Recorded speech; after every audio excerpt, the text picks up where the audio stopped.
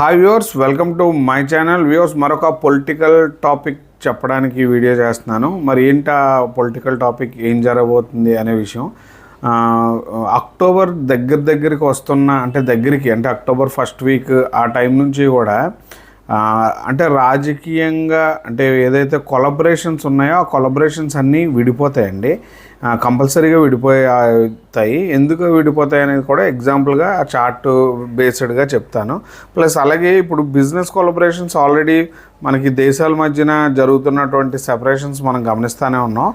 దీనికి కారణాలని మనం ఎలా చెప్పాలంటే, గురువు యొక్క గోచారం ఎప్పుడైతే కర్కాటక రాశిలోకి ప్రవేశిస్తుందో ఆ గోచారం వల్ల ఏంటంటే సెపరేషన్స్ వస్తాయి. సెపరేషన్స్ అంటే ఇప్పుడు మీకు దీన్ని ఎలాగా ఒక ఎగ్జాంపుల్గా చెప్పాలంటే, గురువు వచ్చి అనుకోండి, లైక్ మనం గురువు వచ్చి అయితే డొనేషన్స్ చాలా మనసు మంచిగా లేకపోతే ఇలాగని చెప్తాం. బట్ గురువుని అంటే యాక్చువల్గా మీరు ఎప్పుడైనా గమనించారో లేదో, ఆ జూపిటర్ని ఎప్పుడైనా కన్సిడర్ చేయాలంటే, జూపిటర్ అంటే గురువులను మనం ఎప్పుడైనా గమనించాం అనుకోండి, స్వయంగా వాళ్ళ ఫ్యామిలీస్కి వాళ్ళు ఏం చేసి ఉండరు.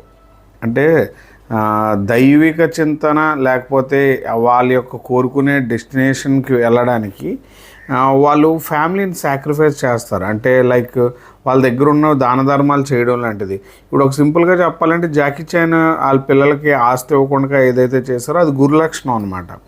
మరి దాన ధర్మాలు చేయడం అని గురులక్షణం అని ఎందుకు అంటున్నానంటే, గురువు 12వ స్థానానికి 9వ స్థానానికి, ఇప్పుడు 9వ స్థానం నేను లాంగ్ జర్నీస్ కింద చూస్తాను. ఇప్పుడు లాంగ్ జర్నీస్ మీరు గమనించినట్టయితే మన సొంత ప్రాంతంలో ఉన్న వ్యక్తుల్ని వాళ్ళందరినీ వదిలినట్టయితేనే అది లాంగ్ జర్నీ అవుతుంది.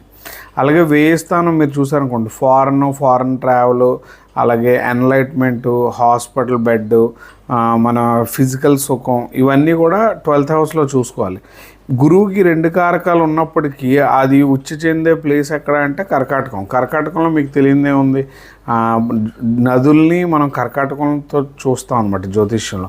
నదులన్నీ కూడా రకరకాల ప్రాంతాల్లో పారి వెళ్ళి సముద్రంలో మిక్స్ అవుతాయి. అందుకే గురువు లగ్నం ఉన్న వాళ్ళు చాలామంది కూడా 40sలో క్లిక్ అవుతారు. ఎందుకంటే లాస్ట్ ఆఫ్ ఇదేంటంటే రాహు యొక్క ఇది పొందే రోజులు అనమాట. బట్ ఇది రాజకీయాలకి ఎలాగా సంబంధం అని మీరు అనుకుంటున్నారేమో. మీరు గమనించినట్టయితే ఇది మనం జనరల్గా ఏంటంటే పాలిటిక్స్ని, లోకల్ పాలిటిక్స్, స్టేట్ పాలిటిక్స్ని ఎప్పుడు కూడా మనం చంద్రుడితో పోలుస్తాం. ఎందుకంటే ఈవెన్ ఫిల్మ్ బ్యాక్గ్రౌండ్కైనా మన రెగ్యులర్ లైఫ్లో ఉండే పొలిటికల్ పర్సనాలిటీస్కైనా ఫ్యాన్ ఫాలోయింగ్ ఎక్కువ ఉంటుంది.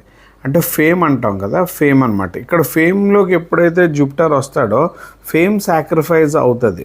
అంటే సాక్రిఫైస్ అంటే మేబీ సెపరేషన్స్, అంటే కంపల్సరీగా జరిగే సెపరేషన్స్, పొత్తులు, ఇప్పటివరకు మనకు కలిసి వచ్చిన వ్యక్తులే మనకు యాంటీగా మారడం, ఇలాంటి విషయాలన్నీ కూడా ఈ రాబోయే అక్టోబర్లో మనం చూస్తాం. దానికి సంబంధించిన విషయాలు వైరల్ కూడా అవుతాయి. ఎందుకంటే ఇంతకుముందు నేను పొలిటిక్స్ మీద రీసెర్చ్ చేసి చెప్పినవన్నీ కూడా మీకు తెలుసు. పర్టికులర్గా నేను చెప్తూ ఉంటాను కదా కొన్ని పార్టీస్ని ఉద్దేశించి. బట్ మీరు గమనించినట్టయితే ఇప్పుడు పొలిటికల్గా చాలా రోజుల నుంచి వెయిట్ చేస్తున్న విషయాలు, నేను లాస్ట్ టైం కూడా ఆగస్టులో కొన్ని విషయాలు వస్తాయి బయటికి, వాటికి సంబంధించిన విషయాలంటే మీరు గమనించవచ్చు. ఆగస్ట్ 7వ తారీఖునే రాహుల్ గాంధీ గారు ఈ ఓట్ చోరీ కొద్దిని ఎక్స్పోజ్ చేశారు. దానికి సంబంధించి ఇప్పుడు జరుగుతూనే ఉన్నాయి. ఇంకా సుప్రీంకోర్టులో కూడా కొన్ని కేసెస్ రన్ అవుతూ ఉన్నాయి. బట్ ఇవన్నీ కూడా రేపన్న రోజుకి ఒక రకమైన చేంజెస్ని తేబోతున్నాయి. అలాగే ఇక్కడ రెండో విషయం ఏంటంటే, గురువు ఎప్పుడైతే మీకు కర్కాటకంలోకి వస్తాడో నవాంశంలో కూడా తన కర్కాటకంలోనే ఉంటాడు. అంటే డ్రాస్టిక్ చేంజెస్ అనమాట, బలమైన మార్పులు వ్యవస్థలో, పెట్టుబడి పెట్టే వ్యవస్థలో చాలా విషయాల్లో డ్రాస్టిక్ చేంజెస్ వస్తాయన్నమాట. అందులో ఈ గ్రహణం కూడా జరిగి ఉండడానికి, అంటే గురువు దగ్గర నుంచి అష్టమంలో జరుగుతుంది. ఇప్పుడు కర్కాటకంలో ఉన్న గురువుకి 8వ స్థానం గ్రహయోగాన్ని పట్టి తర్వాత వదిలింది కాబట్టి పబ్లిక్ లైఫ్ డెఫినెట్గా 0 అయ్యి మళ్ళీ రైజ్ అవ్వాల్సి ఉంటుంది. మరి 0 అయ్యి రైజ్ అవ్వడం అనేది ఏంటి అని అడిగితే, చాలా వరకు సపోర్ట్స్ కోల్పోతారు.